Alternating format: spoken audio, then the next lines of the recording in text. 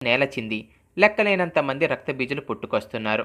ఇలా కాదనుకున్న ఆ మహాకాళి ఆ రక్తబీజుని రక్తం భూమిపై పడకుండా తన నాలుకతో భూమంతా పరిచి మళ్ళీ ఆ రక్తబీజుల శిరస్సులను ఖండించడం మొదలుపెట్టింది.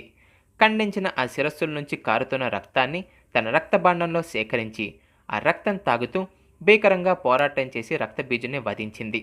రక్తం తాగుతున్న ఆ అపరకాళిని చూసిన దేవతలు సైతం అదిరిపడ్డారు.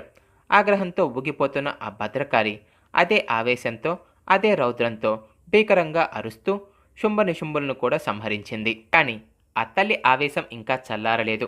ఈ భీకర పోరాటం వల్ల కాళికా రూపంలో ఉన్న ఆ ఆదిపరాశక్తి తన పైన తాను నియంత్రణ కోల్పోతుంది. నాకు అసురుల రక్తం కావాలి, అసురుల తలలు కావాలి అంటూ కనిపించిన అసురుల్ని వధిస్తుంది. భయంకరంగా తాండవం చేస్తుంది. ఆ భద్రకాళి తాండవానికి 7 లోకాలు అదిరిపోతున్నాయి. ఆ తల్లిని తక్షణమే నియంత్రించకపోతే